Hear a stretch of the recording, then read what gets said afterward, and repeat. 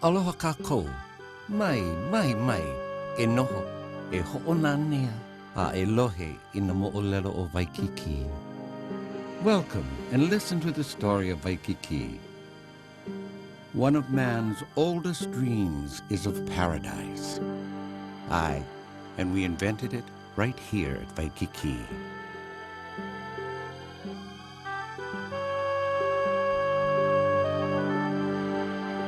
Three streams come down to the sea here and make Waikiki a place of special mana, power.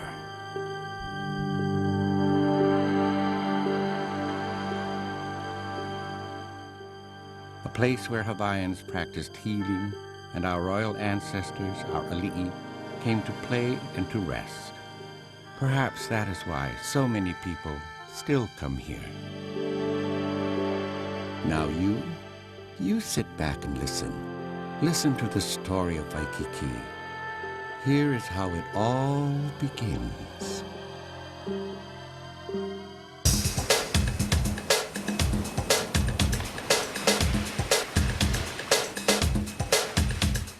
Where the waves sweep toward the shore, there are stories of how the trade winds cast a spell. Stories of beach boys and dreamers drawn by the beauty of these distant islands. And if by some magic Waikiki could talk, imagine the stories she would tell. Oahu was born some 3 million years ago, born in fire, wind, and water. And later, as if the wind and waves were a sculptor's hands, Le'ahi took the shape of an ancient Polynesian sphinx, guarding all that natural beauty below.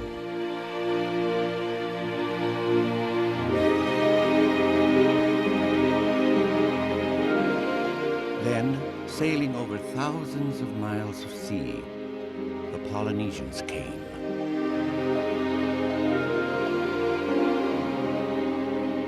Waikiki means spouting waters, a place where natural beauty heals your spirit. 5 centuries ago, a man wrote a chant about falling in love with the beauty of Waikiki and a woman he met there. He wasn't the last, because Waikiki is a place where people bring their dreams. Kamehameha the Great unites all the islands, and he makes Waikiki the capital. When word of Cook's discovery spreads to Europe and America, people dream of the Sandwich Islands as a kind of fantasy or utopia, a place where mankind can live life without care.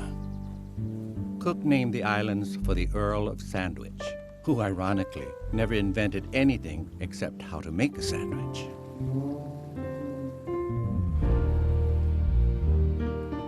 Waikiki is the breadbasket of the island, with sophisticated irrigation systems, fish farms, and taro patches. The waters that flow from the mountains to Waikiki are considered sacred.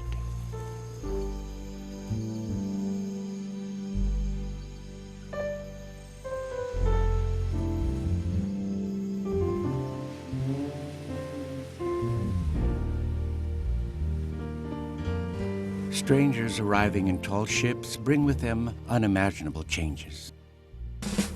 Guns, cattle, rum, and diseases for which Hawaiians have no immunity. British sailors mistake the glitter of calcite crystals for diamonds, so they call Mount Le'ahi Diamond Head, or Kaimanahila. Waikiki's first real businessman is a foreigner who escaped slavery in America.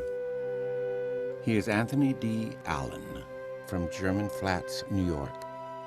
He builds and runs a boarding house, a bowling alley, a tavern, and a small hospital for sailors on the plains of Waikiki. Most of the early visitors are sailors off whaling ships here for provisions, and raucous whaling crews peel into sleepy Waikiki.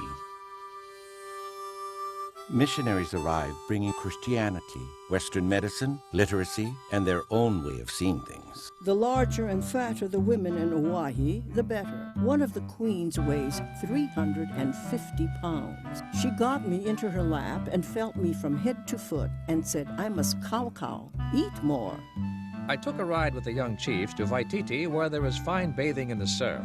The young chiefs are all provided with surfboards 12 to 20 feet long. Some handed down in the royal family for years, as this is the royal bathing place. The foreign population soars. Merchants introduce the fine and popular art of distilling rum. They see in Hawaii a dream of profits. Outsiders bring goods to trade and new ideas of land ownership. For the first time, the maka'ainana, the commoners, can purchase the land they have worked for generations. But most lose their land, selling to foreigners or failing to file legal claims for the land. In 1865, they build a road to Waikiki so Hawaii's ali'i, those of royal blood, can reach their beach cottages.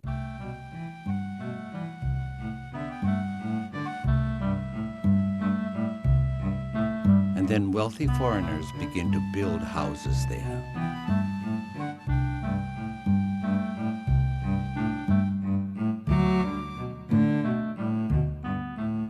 The maka'ainana continue to die from foreign diseases.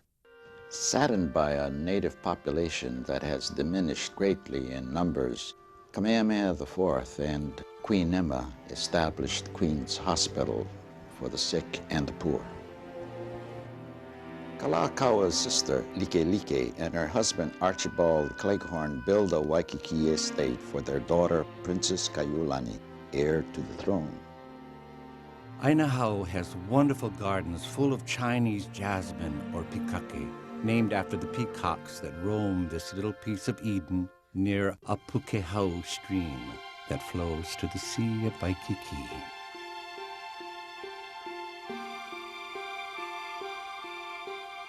Young David Kalakaua becomes king, and sugar becomes the new centerpiece of Hawaii's economy.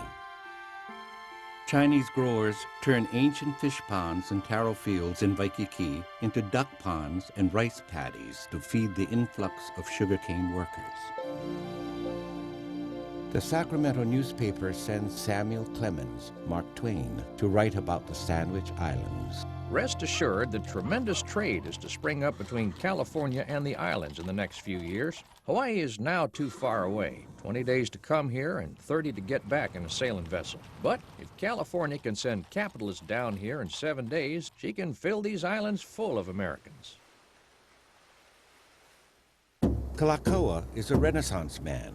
During his reign, he believes in a Hawaii for Hawaiians and founds Halinaua, a society of scientists and elders who revitalize Hawaiian culture. He sends Hawaiian children to study abroad, to Europe, Siam, and Japan, where he hopes to establish stronger ties. Some of these children are from Hawaiian families still living in Waikiki a century later. In his dream of a vibrant Hawaiian culture, the king creates a park at the base of Diamond Head. They plant trees, build bridges, gardens, and a racetrack. They even have plans to build a casino.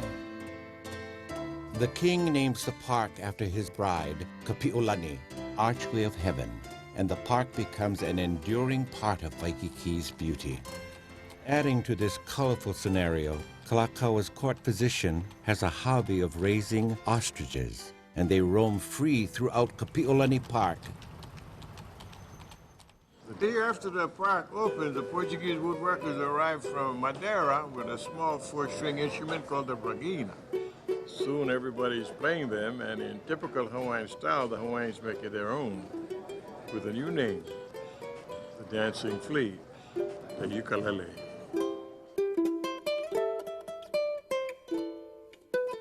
The ukulele is featured in the King's Royal Hawaiian Band and at Kalakaua's lavish parties. Kalakaua is a visionary, but he is blind to the friction that his extravagances create. $150,000 for the royal yacht, $10,000 for a gold crown, $15,000 for his birthday jubilee, and $320,000 for Iolani Palace.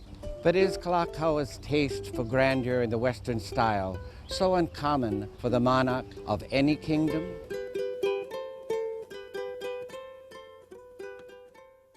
Captain William Matson sails his schooner to Hawaii, and that is the beginning of the Matson Navigation Company, which later brings just about everything and everyone to Hawaii. Jim Dodd gives customers a ride from his downtown saloon to his Long Branch Baths, where a wooden ramp sends beachgoers 100 feet out into Waikiki's warm waters.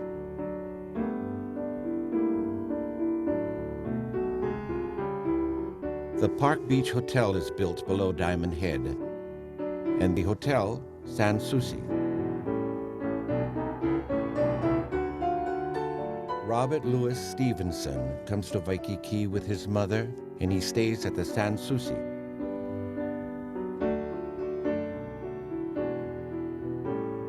Kalakaua and Stevenson are both writers, and they become friends.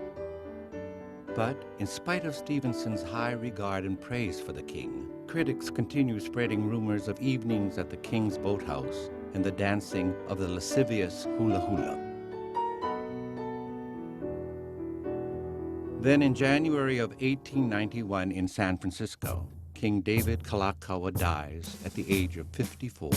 Kalakaua's sister, Liliuokalani, takes the throne. But 2 years later, the Hawaiian kingdom is overthrown by a small group of American businessmen.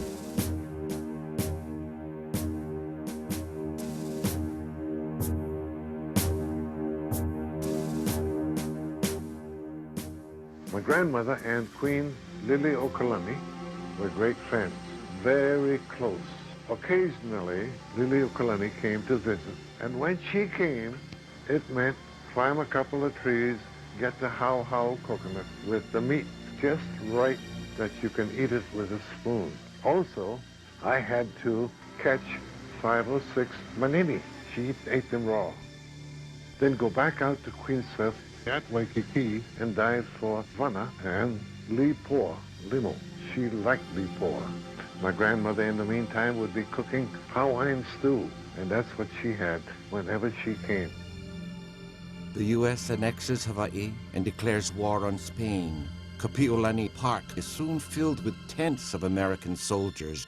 If 10,000 soldiers come to Honolulu, stay, say, 24 hours, they'll drink 700 gallons of beer, pineapples about 10,000, and curios at least $3 a man. If they all landed at once, that would be a larger crowd of outsiders than Honolulu has known since Kamehameha and his warriors marched uptown from Waikiki. Remember that lovely little princess Kaiulani? Now she knows she will never reign as queen. Placing a flower on a healing stone as she enters the water, she still takes her evening swims at Waikiki.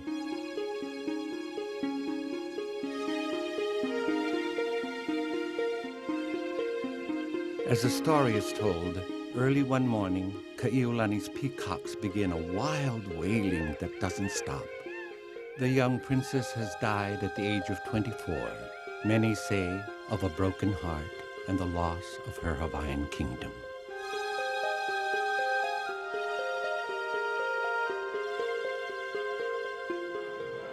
So you see, my friends, in every great story, there's sadness mixed with joy. And in the story of Waikiki, it is no different. But we Hawaiians are very resilient. Sadness doesn't last forever. The mule-drawn streetcar connecting Honolulu to Waikiki gives way to an electric tram in 1903. A year later, Castle and Cook create the Waikiki Aquarium at the end of the line to attract customers to their transit system.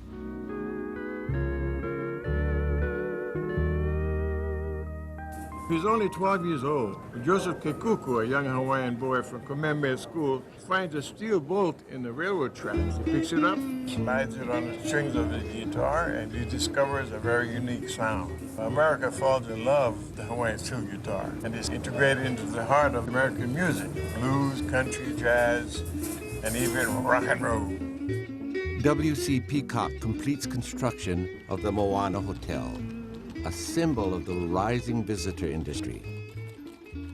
With 4 stories and a rooftop garden, it is the tallest building in Waikiki. According to an old Beach Boy legend, on a balmy August night, the captain of the British ship Helga mistakes the Moana's rooftop lights for those of the harbor, and the ship goes aground on the reef at Waikiki. The Moana becomes the only hotel to achieve the distinction of sinking a 200-foot vessel.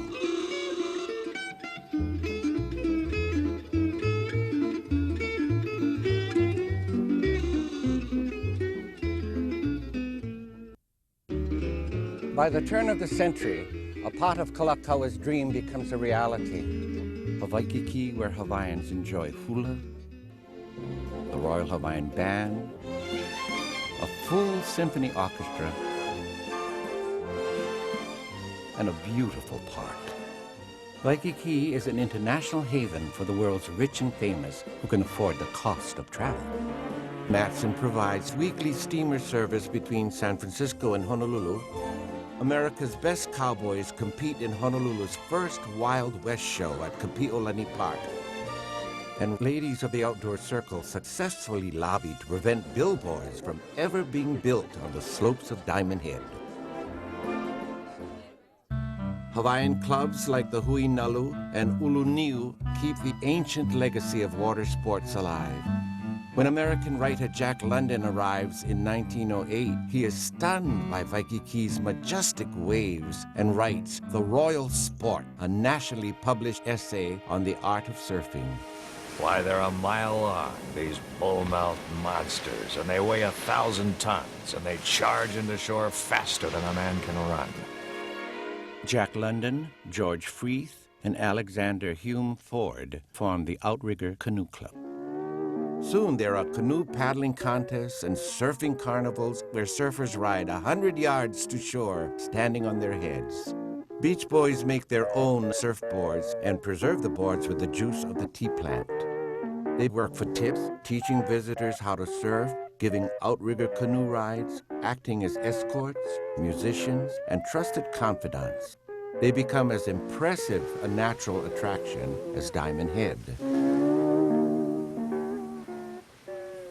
The ocean played a very, very important part in our lives. We swam there, we fished there, it was a source of entertainment as well as providing food. And we had 12 coconut trees around the yard. My grandfather planted a tree for every child that was born, but it was a closeness that was so beautiful. The support. If we entered any sports events, they were all there. You know, it was just absolutely beautiful. By 1911, Duke Kahanamoku turns in swim times so fast that national amateur athletic officials scoff at them. When he wins the 100-meter swimming title at the 1912 Stockholm Olympics, he vaults into international celebrity.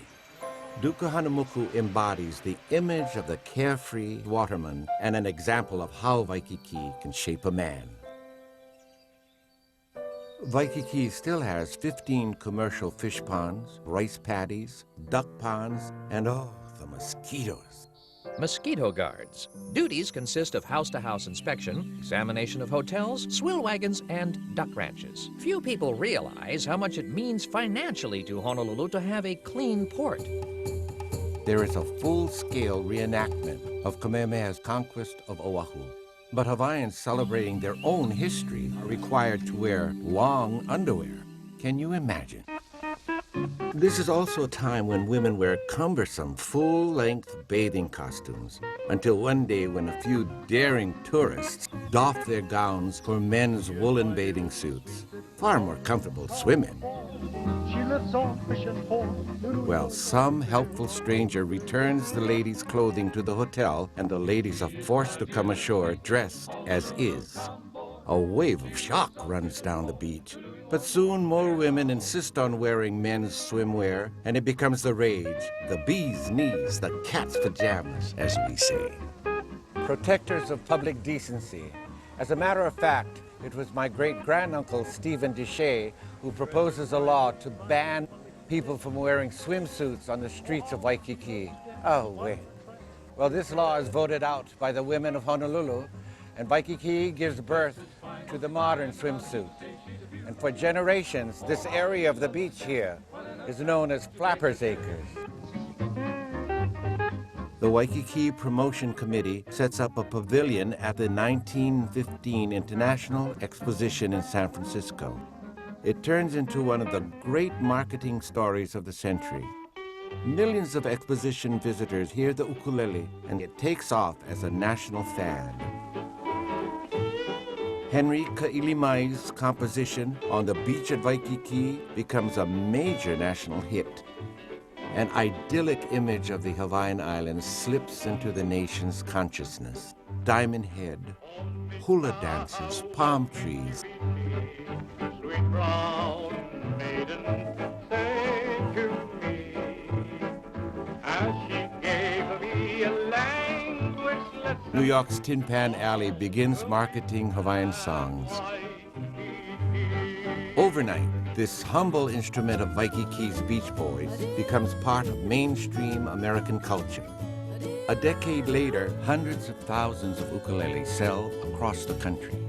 Sonny Kuna, a young native Hawaiian Yale graduate, adapts the old Moanalua hula into Bula Bula, and it becomes Yale's school song.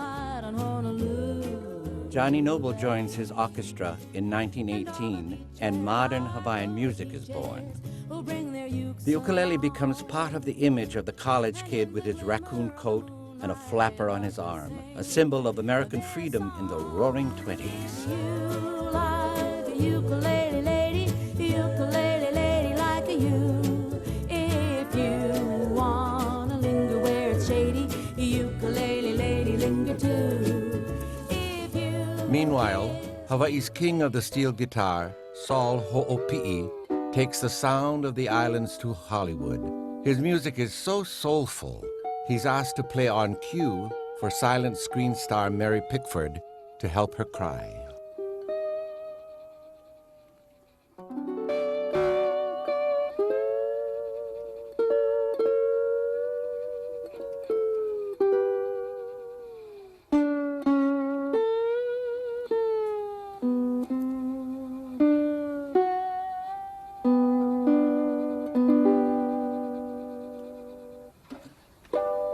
I was born and raised in a little town in Lima, Ohio, and in those days they had a series of shows in the Midwest called Chautauquas, and they were gone like magic. The next day, pulled up and gone to the next town, and it cost $1 to get in, and I had never seen $1, but a friend of mine did, and he took me to the show. It was a Hawaiian troupe that was on tour. There was about 7 or 8 in the troupe. I imagine that it was a family. The backdrop was a painting of the palm trees and all that exotic stuff that we didn't see in Ohio. And I heard my first steel guitar player, and I came clear up out of my seat. He was playing one of these guitars, just like this one. And from that day on, I knew that that was what I was going to do, was learn to play that instrument. Thousands of people ride the avenue to Kapi'olani Park, with its beautiful lily ponds, horse races, and polo games on Saturday afternoon. Horse races in those days, really very funny. Betting was open to whoever had silver dollars, kala, or gold pieces, and everybody bet, even the chief of police, the chief of detectives. The whole place was jam-packed, and everybody bet. The majority of people attending were families. Waikiki remains home to many Hawaiian families. There was an old Chinese man that used to sell na'au. He would come calling, na'au, na'au pua. My mother said, well, go inside and get a bowl. And you'd pay 25 cents. Oh, that was the most delicious thing. When these fishermen came in with their fish, there was a stream that they tied their boats up. That stream had no name. We used to sing a song older boys made up. Down by the Waikiki stream, many jolly good boys I have seen. Restored day by day, my time passed away. Down by the Waikiki stream. Well, the good thing about the stream is when there was a flood, we'd wait down there. Live chickens, live ducks, pigs. We'll wait for them down there before they reach the ocean. Yeah. After heavy rain, stagnant waters spill into Waikiki, and it looks like agriculture and tourism can never be comfortable bedfellows. The governor of the territory of Hawaii, Lucius Pinkham, dreams of Waikiki as a kind of Venice of the Pacific, with a canal full of yachts and racing boats, and begins to drain Waikiki's backwaters. He foresees that a canal will protect water quality and realize Waikiki's potential as a resort area. Plans call for a canal 150 feet wide with a 75-foot boulevard on either side. A strong supporter of Lucius Pinkham in his race for governor, Walter Dillingham receives the contract at a bid of $22,500. The canal is dredged, and Dillingham now has 2.4 million cubic yards of fill. Waikiki landowners are then required by law to raise the land levels by buying the fill at 59 cents a cubic yard. The cost of this massive civil engineering project is thus borne by the local landowners. Many are forced to sell.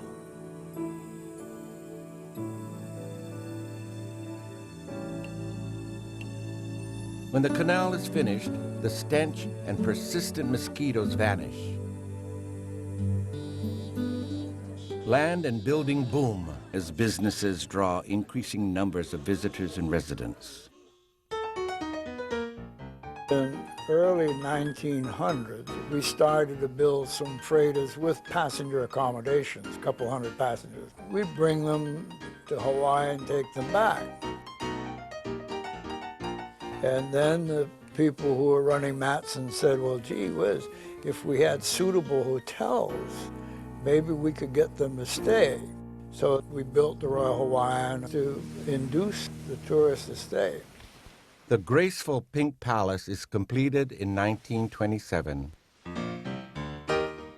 Its gala opening is called the biggest event in Honolulu since the invasion of Kamehameha.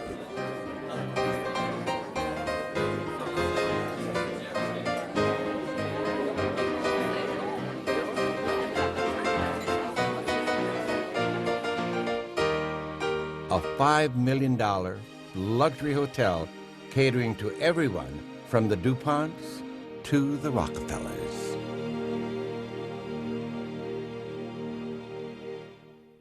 The dream of Waikiki as an exclusive resort has come true. Golfers can even book a game at the hotel's new Waialae Country Club. Meanwhile, down the beach, Duke Kahanamoku dedicates another new attraction, the War Memorial Natatorium. And in the shade of the Halekulani cottages, mystery writer Earl Derbiggers creates Charlie Chan, inspired by real-life Honolulu detective Chang Apana. Lindbergh flies the Atlantic, and 8 Daredevil air crews enter the Dole Cup, the first trans-Pacific air race, Oakland to Honolulu. The winner, with a time of 27 hours and 16 minutes. But no one seems to notice what air travel will eventually mean to Waikiki. A Waikiki where there are still remnants of the old ways. At Waikiki, any holiday or anybody's birthday, there had to be a luau. And everybody brought their own okolehao. People came, they ate, they drank, they passed out, and went home the following weekend.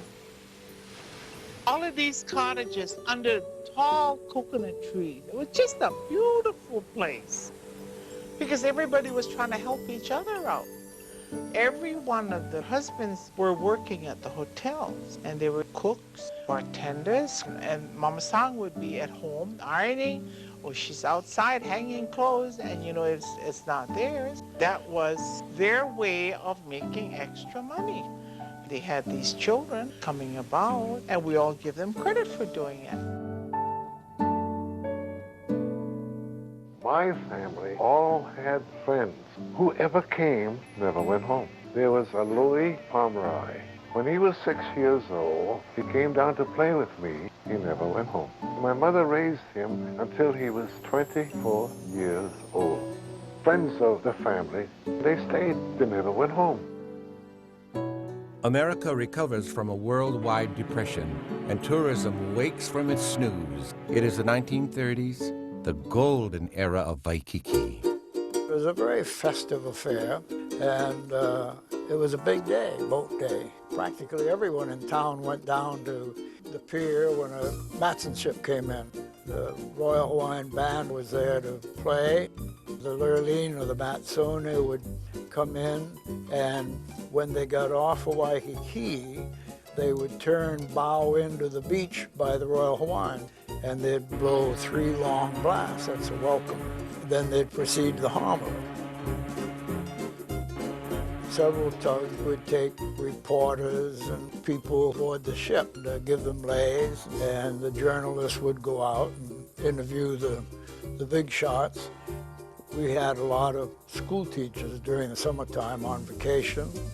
They'd read too many travel magazines and thought there were going to be as many eligible bachelors on the ship as there were women school teachers looking for husbands. And the odds were against that. The dining room was well appointed. Food was excellent. Beautiful chinaware, crystal, and menus were extraordinary. We had many, many movie stars because that was the day before airplanes. I'd like to go to Hawaii. It's quiet and peaceful there. I'm on a holiday, I mean I'm on my way to Honolulu. The days just drift along, the nights are filled with song. I hope that I'm not wrong in Honolulu. I bought a ukulele, I practice on a daily. Sounds wicky-wacky waily, my hula-hula song. I know it's gonna be an awful blow to me unless I find romance in Honolulu. I know just how it looks from the pretty picture book, so please don't disappoint me, Honolulu. Diving boys, mostly Hawaiian boys, would congregate along the side of a passenger ship before it was ready to sail. And people would throw coins over the side, and they would dive to pick up the coins. A coin doesn't go straight down, it slants back and forth. If you're a good swimmer, you can catch the coin long before it hits the bottom. They would come to the surface with big smiles, show the coin to whoever threw it, and then put it in their mouth. They weren't too happy about a penny, but anything else was pretty good. You know, for 25 cents, you could get a full lunch at the Eagle Cafe on Bethel Street. And what kind of lunch was that? Oh, that was a salad, an entree, fish if you wanted, apple pie, drink. When the Matson ship sailed at 4 p.m., it blew 1 long blast, and everybody checked their watch and set it for 4 o'clock. If you watch the women on the pier, the spectators, even if they didn't know anyone on the ship, as soon as the band played Aloha Oi, they'd all start crying.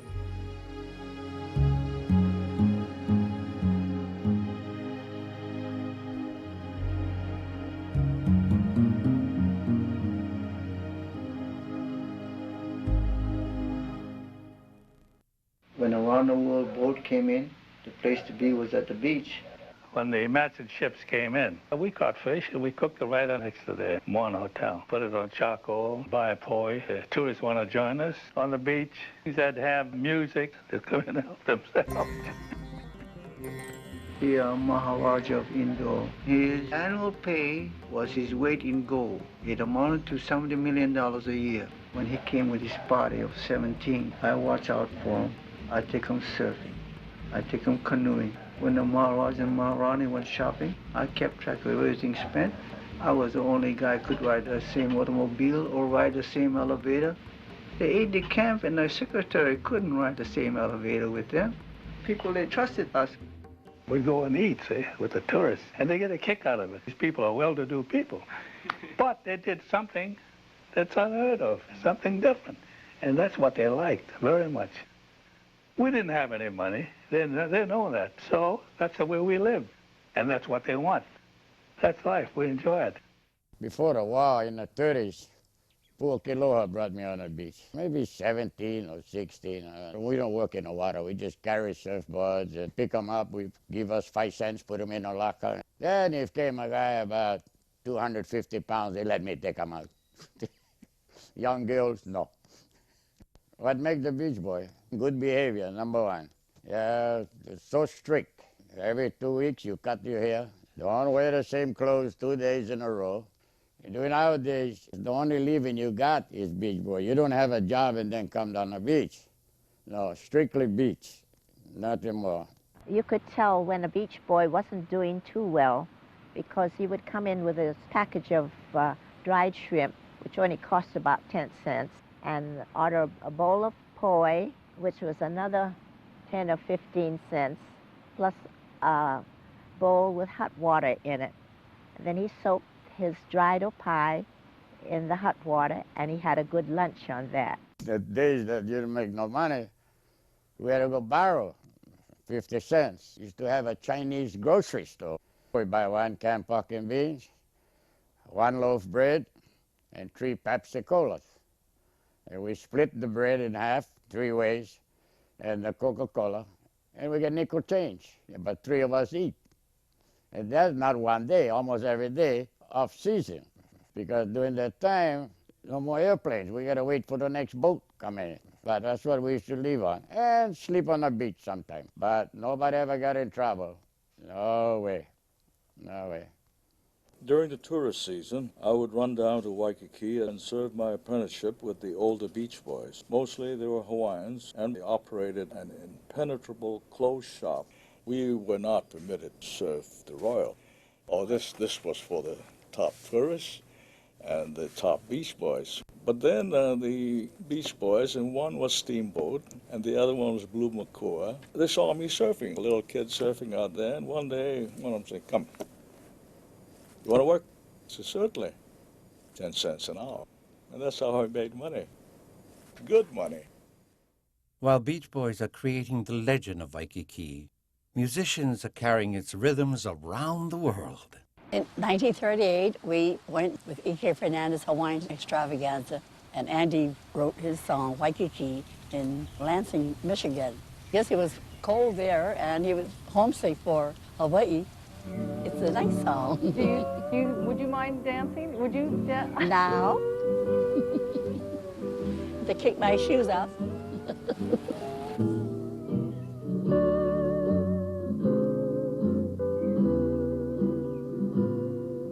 There's a feeling deep in my heart, stabbing at me just like a dart. It's a feeling heavenly.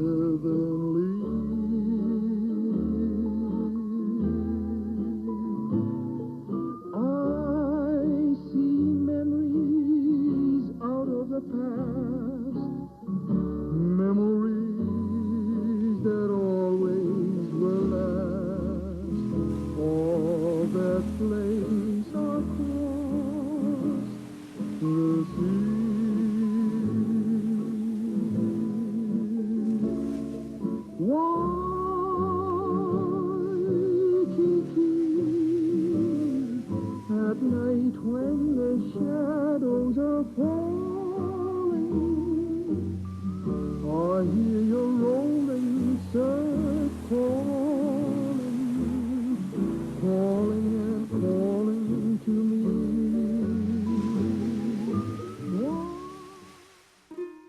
My mama, Louise, had one of the first hula studios here in Waikiki. Bing Crosby was here also at that time, and she became his choreographer for his movie, Waikiki Wedding.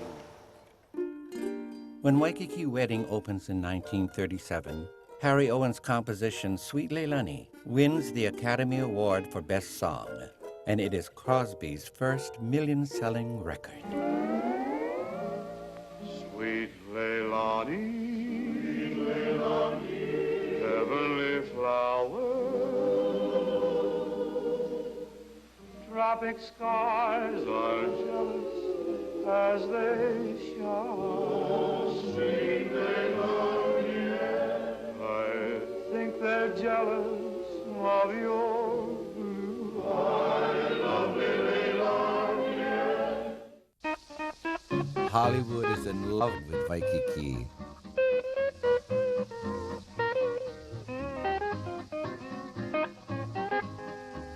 She is my dear little sweet little honey town boy. She lives on fishing pond, little boy, Her version of a native dance done with taps.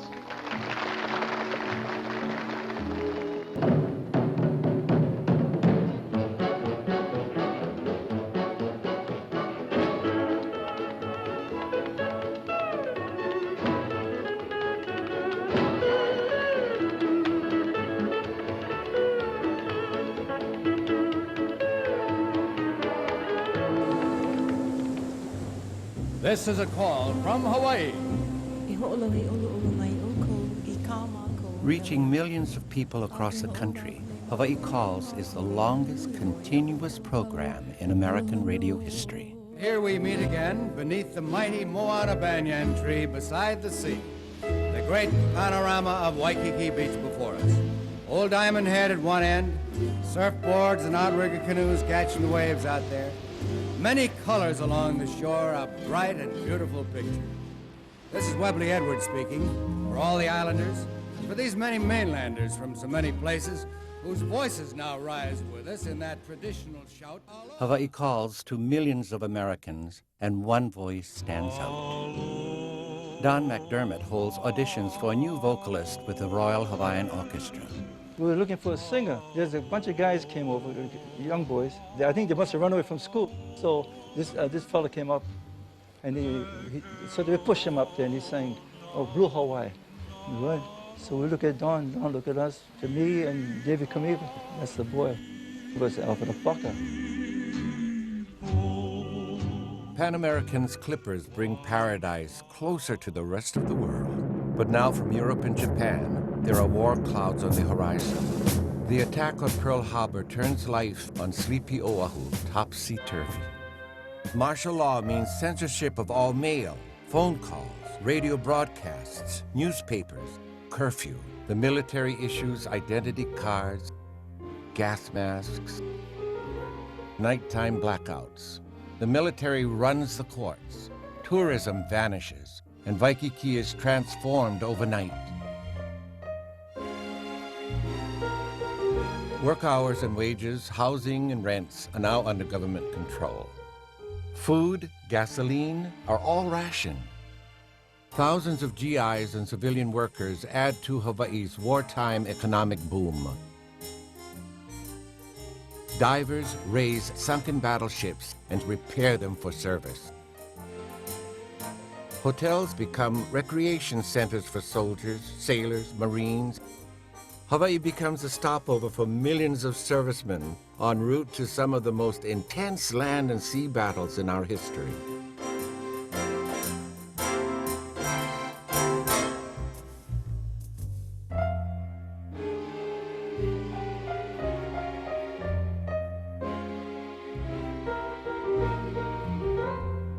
Patriotic Hawaiians spend 4 times as much on war bonds as mainland Americans.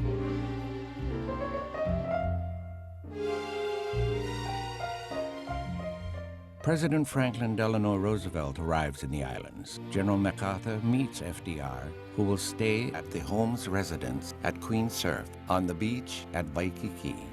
The general drives up in the biggest 4-door convertible on the island. The car is borrowed by his staff, from the most notorious madam Honolulu has ever known. And here in the shadow of Diamond Head, the President of the United States, General MacArthur, and Admiral Nimitz planned the final Pacific offensive of World War II.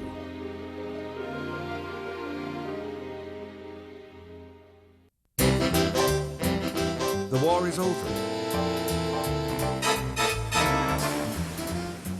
Musicians go back to work in Waikiki. Thousands of servicemen return home, remembering the aloha of the Hawaiian people. And across America, Waikiki becomes a household word.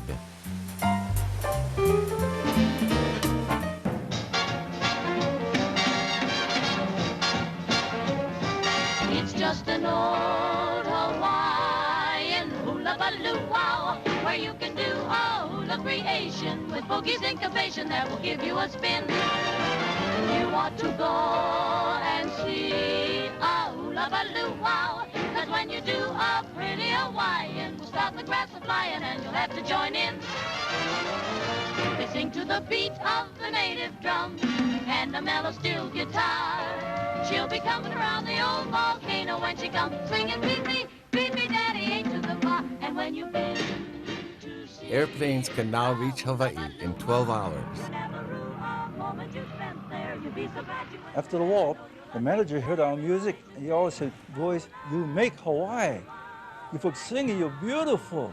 He would let us sit with the people. I'd get out and dance with some movie people. We'd sit down and talk to them, which we wasn't allowed before. We were part of them. Earl Wilson was the biggest Broadway columnist in America, so when we went to New York, we always called him. And he invited me to an opening, and celebrities came over to pay tribute to Earl Wilson. Milton Berle, Sammy Davis. And then, as he started to introduce me, everyone stopped and said, Eddie, how are you? And grabbed me and hugged me. Well, I was sitting with a columnist from the Houston Chronicle. She said, who are you? I understand. She said, I'm a big columnist. I said, well, Hawaii's a little different. And I didn't realize it, but I said, if you want an interview with a celebrity on the mainland, you may get a half hour. In Hawaii, they vacation. We always got a couple of weeks. Got very friendly. We become friends. It is now 1950. Cars have big fins, skyscrapers rise, and everything in America goes big.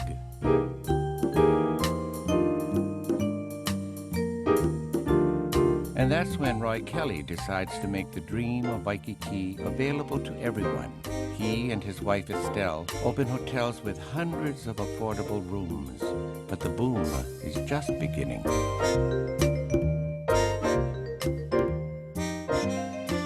Union leader Art Rutledge leads the push for hotel workers, housekeepers, bartenders, cooks, and bellmen to share in the surging economy. New Hollywood images of Hawaii drift around the world, and television is starting to show up in American living rooms. Hello, I'm Mr. Ray.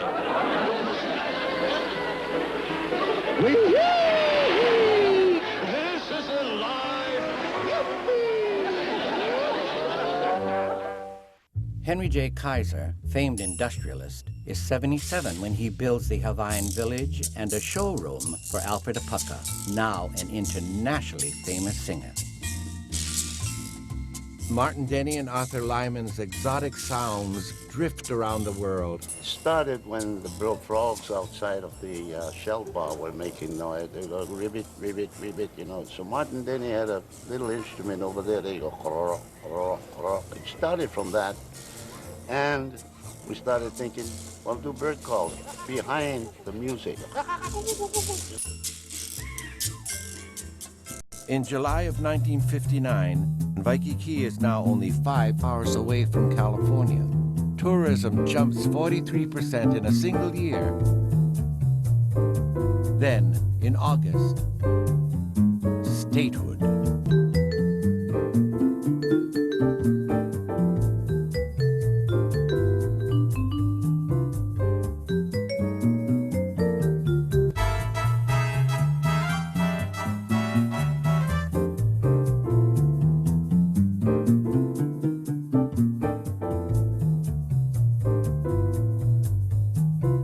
Hawaii's water sport champions become national heroes. Surfing turns professional, and Duka Hanamoku is an icon to millions of kids the world over. Ralph handed him the book and said, Duke, this is your life. Champion Olympic swimmer and sheriff of Honolulu, Hawaii, tonight, this is your life. Tell the story, ladies and gentlemen, of a little Hawaiian boy who became the most famous swimmer in the world, participated in 5 Olympic Games, and used his great speed and power in a most heroic way. We had the feeling that that boat was going to capsize. Sure enough, what does he do? He takes his surfboard, he paddles out there, he brings 1 in, he brings 2 in, he brings 3 in. When I get the fourth was all tangled up in the net. Couldn't get that guy. He was so mad, he was sad. I think he saved 7 lives that day, all by himself. He was a great man. He had never sat around and wait for the reporters. And that's one thing about my brother, which I always loved. He tried to do what's right for the people, and he loved people. I want to thank you again for rescuing me and saving my life. Wonderful. Where do your brothers and sisters live, Duke? Well, they're all in Honolulu. They are? They're here in Hollywood to help us tell your story. For your lovely wife, Nadine Kahanamoku. His #1 favorite food was poi, a big bowl of poi, and a can of salmon, chilled. Open the can and get an onion and quarter the onion. That was his favorite meal. And when I say a big bowl, I mean a big bowl like that. Beyond the sun, sea, and the Hawaiian culture, Waikiki attracts people because it is absolutely safe. People come here and say, why do you like Hawaii? They say, the people of Hawaii. Well, the cops were no different, at least Larry and the Metro Squad guys. The Metro Squad were men who excelled in the martial arts. They wore aloha shirts. I was so impressed because he used diplomacy more than force. Tough, but these guys had a heart. Every time I hear a story related by Eddie, every year it gets better and bigger, and we did more heroic things. This was the vacation land of Beverly Hills. It was incredible. They were all out there. And in Hawaii, the people left them alone. Stars had their privacy here, and that's why they liked to come. And that's the Hawaiian people. Well, I think, Eddie, those days, everyone was looking after everyone else's interests, you know. Everyone knew everyone else. You're not just worrying about your own kuleana, your own business. You worry about the next guy's business. That's the way it was in Waikiki, really. Back in the 50s and the 60s, every place had an entertainer with a show. I saw Louis Armstrong, Billie Holiday, Lenny Bruce. The former heavyweight champion, Joe Louis, had a knockout review. Boy, it was fun. Back then, I was the only DJ in Hawaii playing Elvis. I'd gotten the hat in 1956 that Elvis wore in Love Me Tender to give away in a promotion in the premiere at the Waikiki Theater.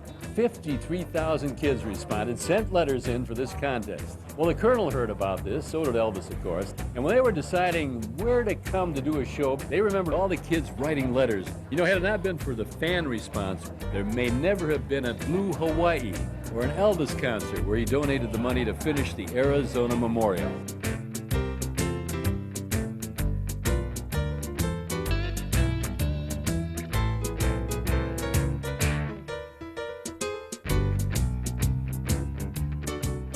Hawaii passes the 1 million visitor mark.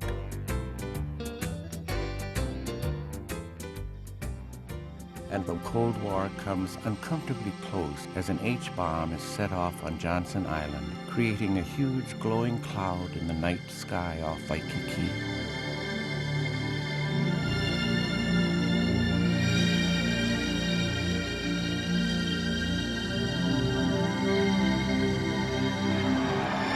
Governor, Senator Inouye, Rocky, ladies and gentlemen, I want to express a very warm aloha at being back here in Hawaii, and to tell you that I come from another part of the United States, 6,000 miles away, and we are proud of this city and this state and what it stands for. I have come here on a matter which concerns us all, and that is how the American people can live more happily and more securely together. And there is no place where it is more appropriately said and understood than in this part of the United States, here on this island.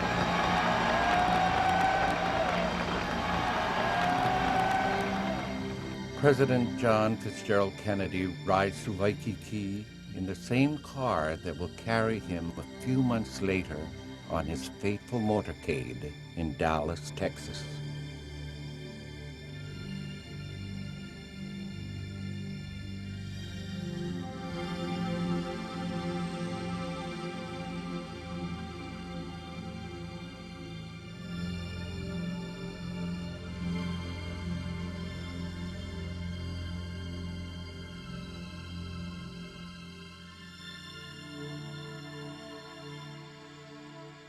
Reaching into the Pacific, this part of the United States, this island represents all that we are and all that we hope to be.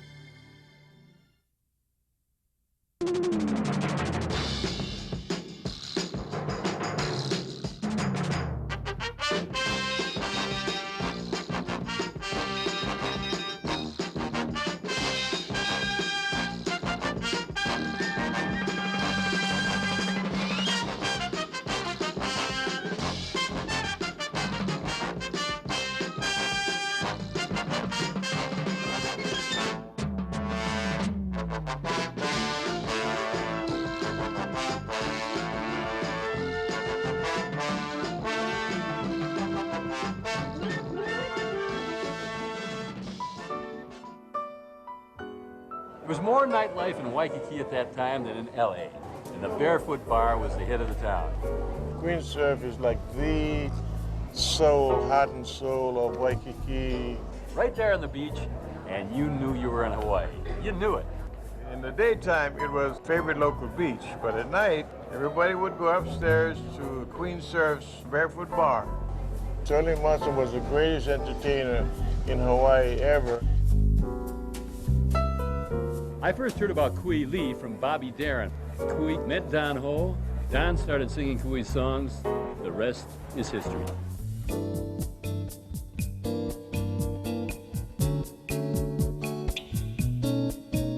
Kui was a genius. He was a beach boy like myself. He was a restless Hawaiian. He was a writer. I was just a messenger. Yeah.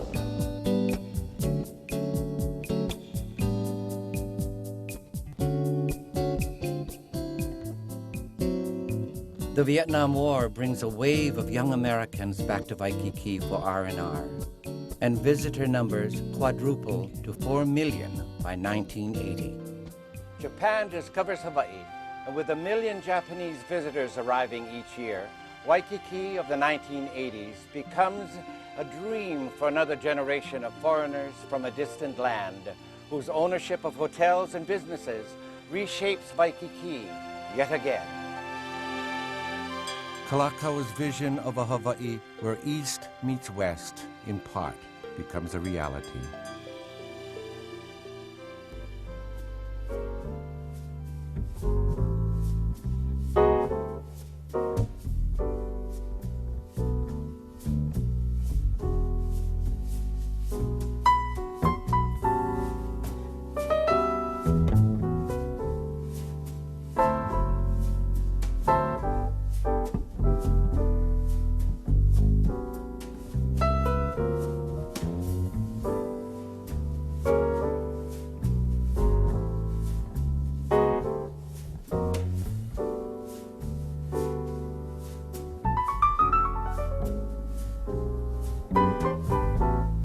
Generations who have made Waikiki famous have passed. But along Waikiki shores, you can still see Beach Boys strumming the same melodies sung by their great-grandfathers, or paying homage to one of their own at a traditional Beach Boy funeral. or at a gathering of some of Waikiki's entertainers. It is the people who keep Waikiki alive with their stories and songs.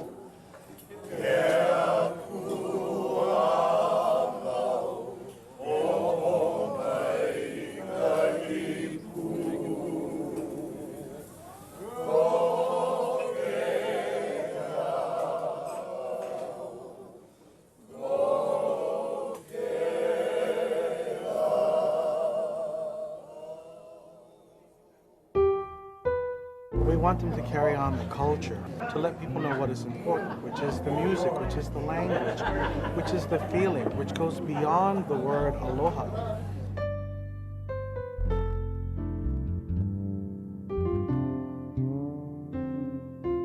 As long as the songs of Waikiki are sung, and there are many, many beautiful Hawaiian songs, Maki Ailana, Aina Hau, Kaimanahila, as long as we hear the words of these songs that the composers wrote many, many years ago, describing Waikiki as it was, this is what keeps the spirit of Waikiki alive.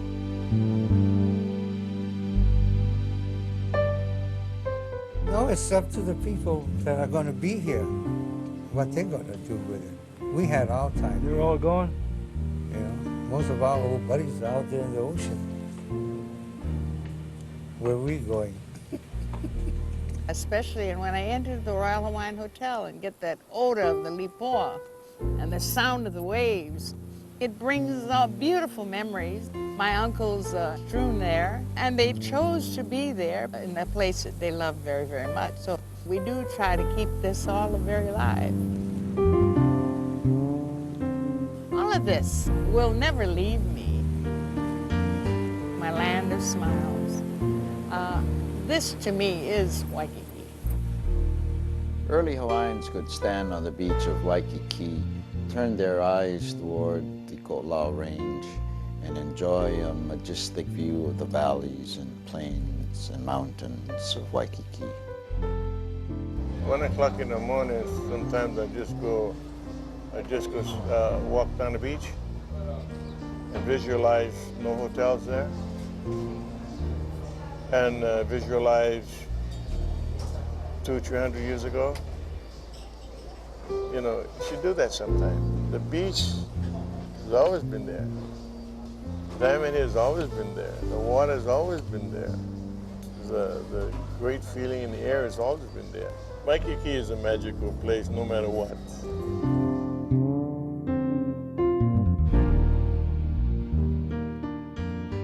The old folks used to open the car doors, and as you ran to the beach, you hem all your clothes. You took off your clothes and you went into the drink just bare. That was Hawaii. That was Waikiki. Waikiki was old when I was born. I'm old now, and Waikiki is young. So come on over. Come to Waikiki. Beneath the same diamond head that Kamehameha the Great used to guide his war canoes, and on the same feathering waves that Duka Hanamoku rode to shore. The next chapter of Waikiki's history is coming to life. E o mai e nā kanaka o Hawaii. Waikiki in the wake of dreams.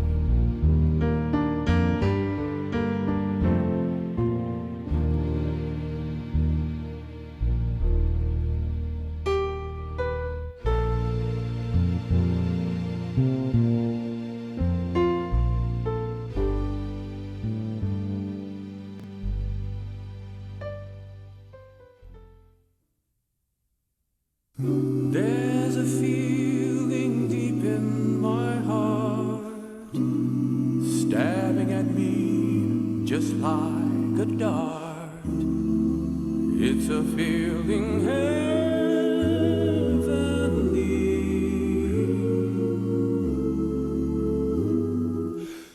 I see memories out of the past, memories that always will last, of a place beside the sea.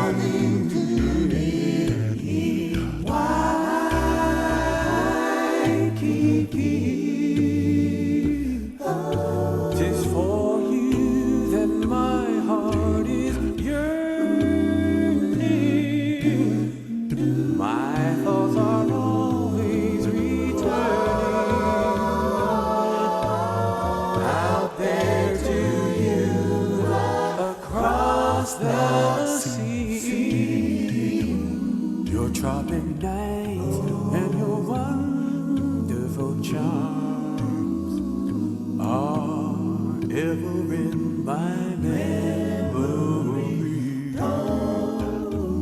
And I recall when I held in my arms an angel sweet and heavenly.